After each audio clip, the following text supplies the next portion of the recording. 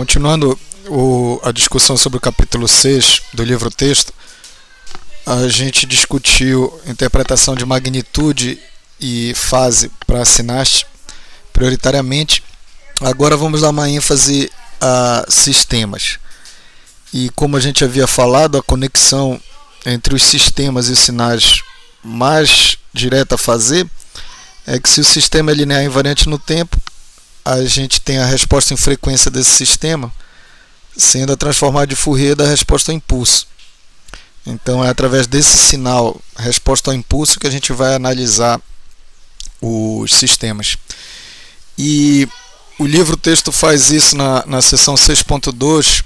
É uma discussão muito importante. Ele mostra que se a saída de um sistema linear invariante no tempo há uma entrada arbitrária, a convolução da entrada com a resposta ao impulso, usando a propriedade da transformada de Fourier, essa relação é vista no domínio da frequência como sendo multiplicação.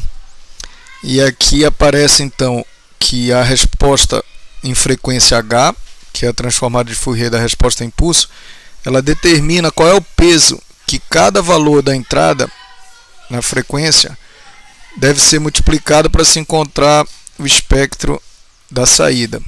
Então, se o x é o sinal da entrada e o y é o sinal da saída, a resposta em frequência H é a que relaciona os dois. A gente deve interpretar então essa expressão como sendo o espectro da saída é igual ao espectro da entrada multiplicado pela resposta em frequência. Então vamos considerar, por exemplo, que para cada valor de frequência a gente tem essa multiplicação, ponto a ponto a cada frequência. Então vamos usar aqui o MATLAB e pensar que a gente tem uma determinada frequência aqui, por exemplo, sei lá, π dividido por 4 radianos por segundo. Então vamos supor que eu tenho uma entrada e que eu vou dizer que esse valor da entrada é, no caso, 2, e aqui eu tenho um ângulo qualquer ômega, certo? Que aqui no caso é o π dividido por 4. Então esse é o valor da entrada, certo? Se eu tenho que saber a saída, eu tenho que saber esse valor da saída, eu posso encontrar o primeiro me perguntando quanto é a resposta em frequência do sistema exatamente nessa frequência de interesse. Então vamos supor aqui que a resposta em frequência é 3 mais 4J. Aqui eu estou usando de propósito a notação de cartesiana para número complexo, para mostrar para vocês que o MATLAB vai fazer naturalmente. Quando eu quiser agora fazer a multiplicação para encontrar isso, eu estou implementando essa expressão. E notem que aqui é uma função, então a gente tem que enxergar isso daqui como uma função de J-ômega. E aqui eu estou simplificando, pegando um ponto específico. Mas o fato é que essa é a saída Y. Então como é que eu escreveria essa saída Y? Ela tem a magnitude dada por 10 e a fase. Então agora bora interpretar a magnitude, que é a mais fácil. Notem, sob a vista dessa daqui, o que eu tenho é a magnitude da entrada multiplicada pela magnitude da saída. Então eu tinha a magnitude, só relembrando quem era o x, né, que era esse cidadão, a magnitude dele é 2. E a magnitude do h, que é 3 mais j4, é 5. Então vocês veem que a magnitude do y é 2 vezes o 5, correspondendo a essa expressão olhada para a magnitude.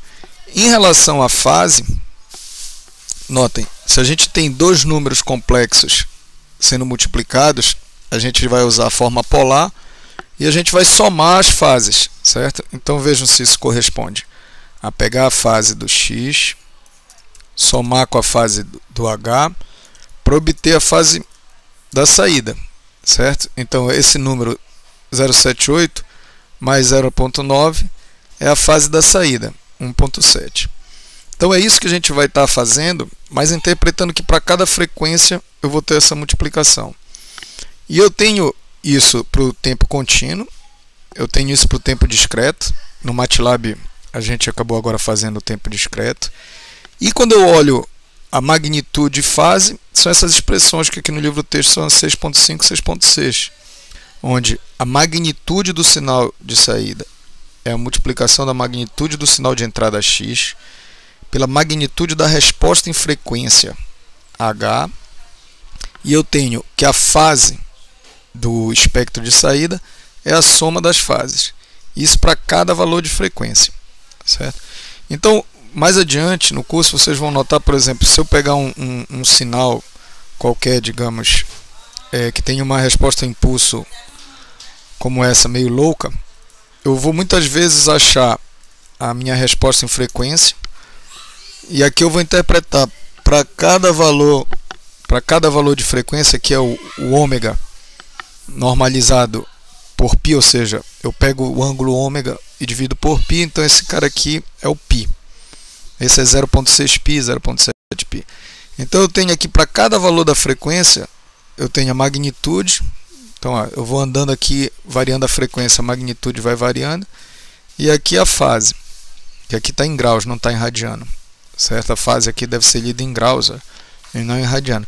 Então é esse tipo de interpretação de um sistema que a gente vai usar para dizer, esse sistema tem característica de passa baixa, como esse aqui, ou de rejeita banda e etc. E todas essas interpretações são derivadas do entendimento dessa fórmula, certo? Essa fórmula aqui é essencial e ela vai ser bastante utilizada. Bem, agora vamos voltar a falar sobre essa figura de fase linear. Quando eu expliquei na discussão anterior, eu acabei misturando as interpretações disso daqui como sendo sinal ou como saída de sistema. Então, só revendo aqui, interpretando que isso é a entrada do sistema. Se o sistema só acrescenta uma fase linear, essa é a saída. Se é uma fase não linear, essa é a saída. E se é uma fase não linear com um termo de fase linear, essa daqui seria a saída, ou seja, é a mesma distorcida aqui, mas atrasada. Também é atrasada como essa aqui.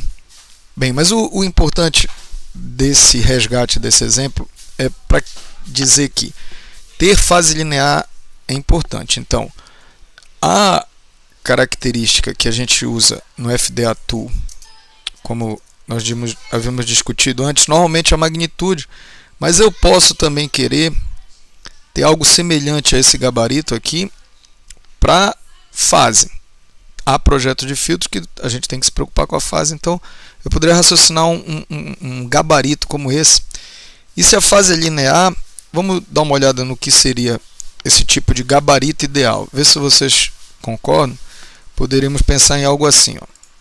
Eu teria aqui fase, né, aqui frequência, e como estendendo aqui, e como é uma fase linear e para ser um atraso é uma função que é o negativo, ou seja, eu tenho aqui normalmente a inclinação da reta, ela é uma inclinação maior que 90 graus. Então, só terminando essa figura aqui bem vagabunda, mas isso daqui é a fase, correto? Isso daqui na abscissa é a frequência. Então, digamos que seja frequência em radianos por segundo.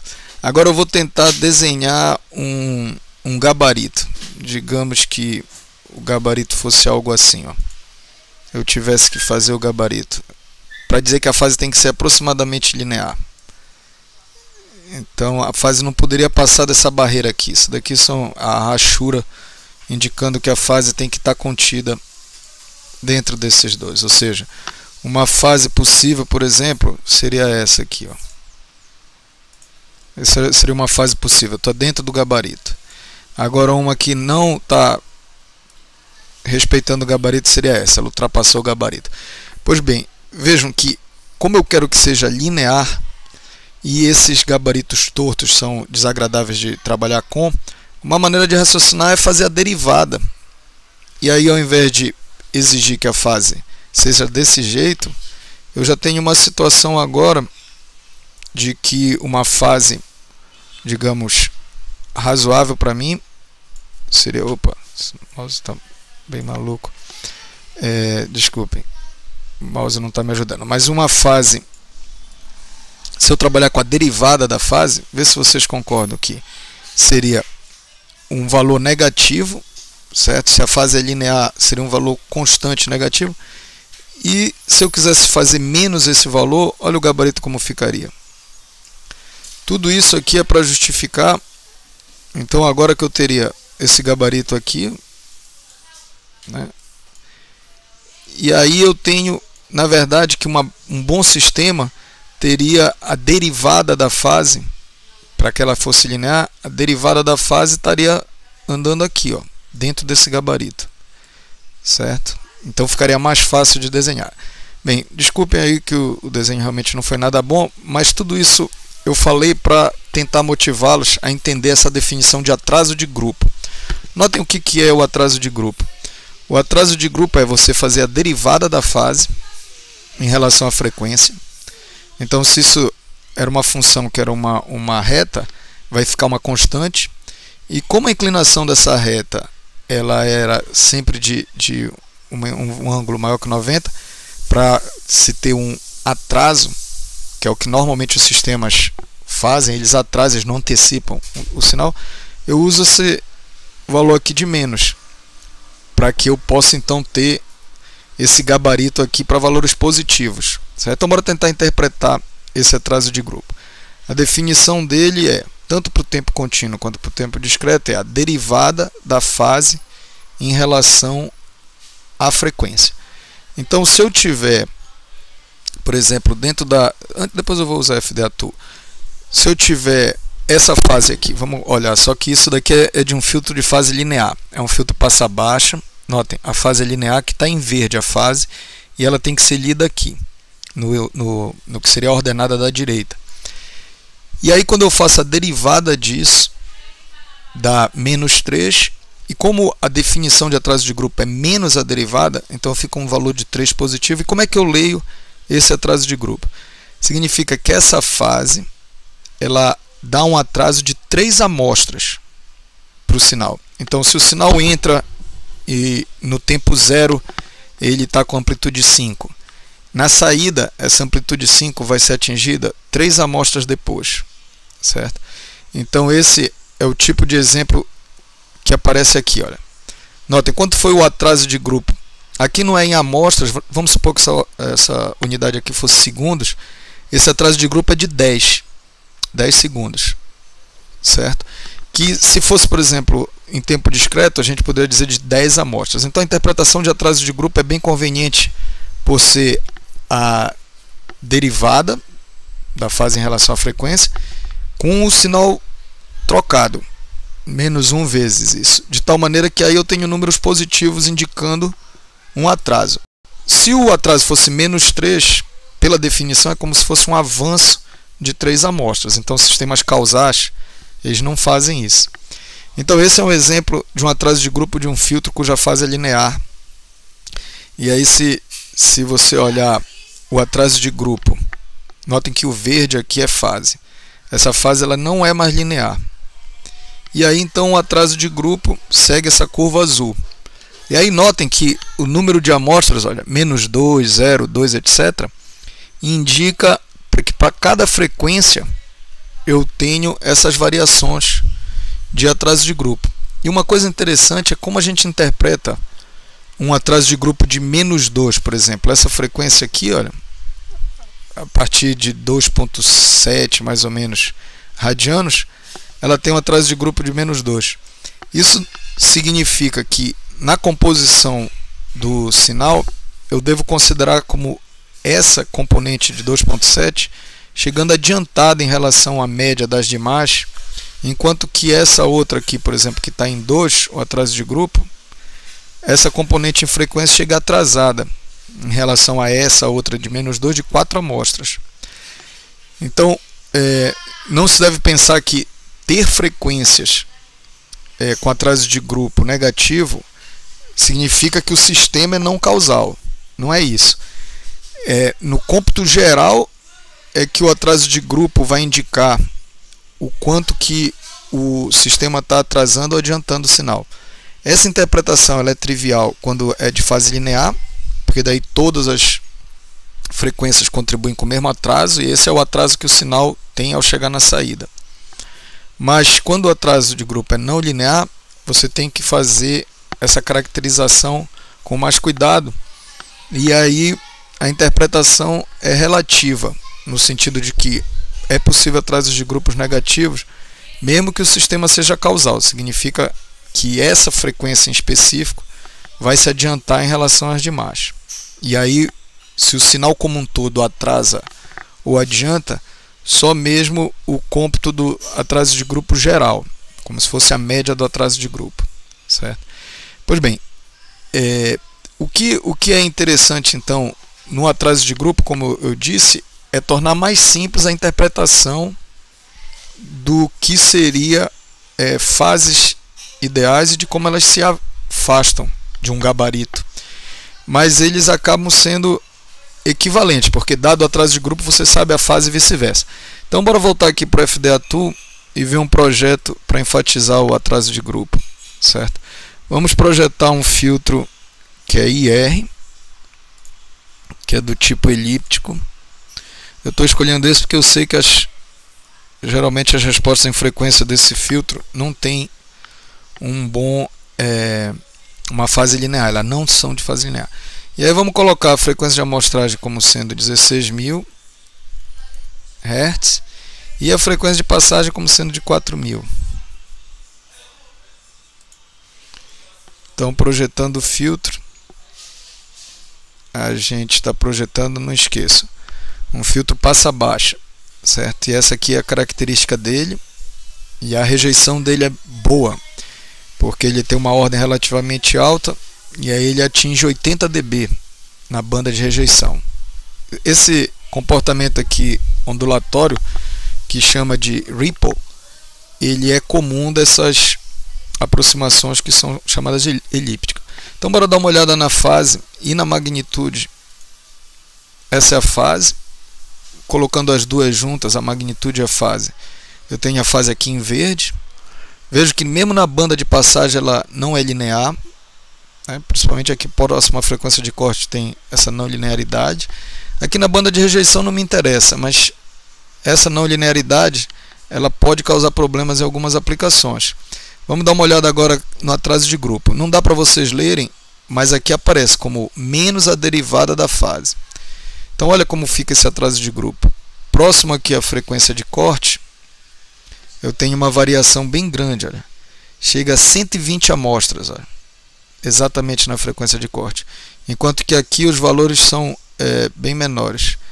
Para eu fazer análise desse valor aqui, uma das maneiras de fazer é clicar aqui para ter um gráfico, né, só para ele, e aí tentar observar aqui, clicando dessa forma, olha, eu posso ver o avanço, eu posso ver a variação que ele vem sofrendo aqui com frequência, ó. Então aqui o atraso de grupo está em torno de 9, já que nessa faixa aqui, olha, ele tem aproximadamente 3 amostras, 2, 3 e vai aumentando, ó. 4, mas como é pequeno não dá para vocês verem bem, eu não vou enfatizar os valores numéricos, mas dá para ver que é uma subida grande, né, de 2 para 120 amostras de atraso de grupo. Pois bem, então essa é uma das coisas que a gente usa para avaliar a fase. Então notem, tanto faz avaliar a derivada da fase quanto a fase em si, o que nós estamos olhando tipicamente é quão linear ela é. Só que para a engenharia, muitas vezes, ao invés de olhar esses ângulos em radianos ou em graus, é mais fácil olhar em amostras.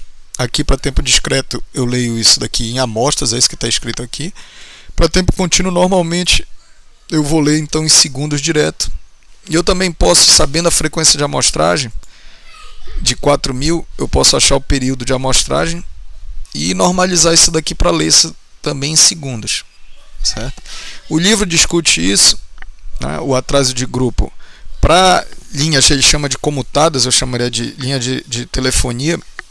Então elas foram projetadas para transmitir voz. O ouvido humano ele não é muito sensível à fase, ou seja, perturbações em fase que não sejam muito agressivas, quer dizer, que não sejam exageradas, o ouvido humano acaba não percebendo. Então o sistema, que é chamado muitas vezes de o velho sistema de telefonia, Plain Old Telephony Service, ele é um serviço de basicamente de canais que foram projetados para ter uma magnitude boa, mas não fase necessariamente boa. Então vamos dar uma olhada aqui no que seria o atraso de grupo. Notem, aqui ele pode ser lido em milissegundos. Olha, aqui está ms, então essa figura 6.6 ela dá abscissa em frequência. O canal de telefonia desse serviço antigo chama POTS, Plain Old Telephone Service, é normalmente de 300 a 3.400, mas vamos considerar aqui do nosso interesse de 600 a 3.000. E aí você vê que eles têm aproximadamente plano, que era o que seria bom, um atraso de grupo constante, mas ele se afasta quando vai chegando aqui para as bordas, né? Então, em geral, a fase de telefonia ela não é boa. Isso só passou a ser um problema quando se passou a usar modems que precisavam transmitir dados, e diferentemente do ouvido humano, a transmissão de dados dependendo da modulação, é importante a fase. E aí a gente teve que usar equalizadores. Então esses modems, os modems antigos, que hoje são chamados de modem discado, eles tinham uma fase que eles faziam os sons que era onde eles estavam fazendo a inicialização, e uma das etapas era equalizar o canal, ou seja, tornar o atraso de grupo mais próximo do constante. E, bem, isso daqui é a resposta em magnitude na escala logarítmica. A gente vai discutir por que 20 log na base 10, mas vocês veem que ela tenta se manter aproximadamente constante, né? E aqui são circuitos de média distância, curta distância, a variação que há entre um e outro, certo? E é isso que o livro-texto está discutindo. Cada canal, obviamente, de telefonia é diferente. Aqui são dois exemplos que são significativos, são representativos dos canais em geral. Mas para nós aqui é mais importante vocês se familiarizarem com a magnitude, e aqui é a fase, só que é a fase disfarçada para ser mais conveniente para a nossa interpretação. Então é a derivada dela com sinal trocado, e que a gente chama de atraso de grupo, certo? E a gente vai buscar agora que sejam constantes esses atrasos de grupo, para que a fase seja linear e que o sistema não faça uma distorção do sinal por atrapalhar a fase dele, né? E só atrase. Então, voltando aqui para a figura do livro-texto, o ideal é, se você coloca na entrada de um sistema essa função aqui, se você precisa de que essa forma seja mantida, então a fase vai ser importante, como aqui representa a saída de um sistema de fase linear, porque se ela não for linear, como essa saída aqui está sendo esboçada, bem diferente da entrada. Então o atraso de grupo é um conceito que não é trivial, no sentido de se olhar para essa expressão e entender o motivo dela. Por isso é que eu fiz aqueles gráficos meio malucos aqui, certo? Mas pensem nisso, é muito mais fácil fazer um gabarito de atraso de grupo, mais fácil de um engenheiro interpretar, do que da fase. E aí o atraso de grupo passa a ser então uma maneira de caracterizar fase, né? Aqui magnitude e fase para linhas telefônicas. Então, em resumo, a gente tem de características importantes, não só de sinais, mas também de sistemas: magnitude e fase, o atraso de grupo e as respostas ao impulso, ao degrau, né, onde a resposta ao degrau é muito usada em controle, por exemplo. E tem um diagrama de Bode, a gente no Brasil pode chamar de Bode, mas com devido respeito, basicamente esses diagramas são a resposta em frequência, só que com a abscissa em escala logarítmica. E então aqui é uma representação 10, 100, 1000, tá em escala logarítmica, e tipicamente a gente faz a magnitude também sem escala logarítmica, onde nós vamos usar 20 log na base 10. Esse 20 aqui é tipicamente quando é a resposta em frequência adotado, já que a definição do decibel é para potência. Então o h ao quadrado faz com que o ao quadrado venha para frente e multiplique o 10 e fique 20. Então eu tenho esses diagramas de Bode, tanto para magnitude quanto para fase. A importância deles é porque é comum se ter regras que nos permitem interpretar esses diagramas. Por exemplo, esse decaimento aqui depende do número de polos, o quão rápido tem essa queda, e esse número de polos a gente vai estar vendo nas transformadas Z de Laplace.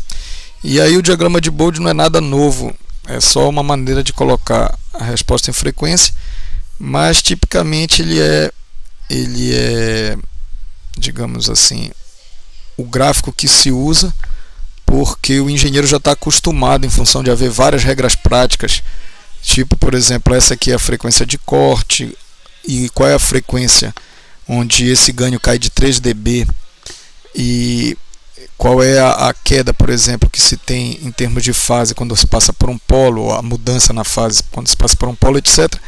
E todas essas regras são associadas a esse diagrama de Bode. Então seria isso que a gente queria enfatizar, e a gente volta então para a discussão de outras questões mais práticas adiante, certo? Nós vamos estar vendo, como eu disse, né, não só respostas ao impulso, né, mas também respostas ao degrau, diagramas de polo e zero, certo? Como esse daqui, em transformada Z e transformada de Laplace, que são os assuntos das próximas conversas.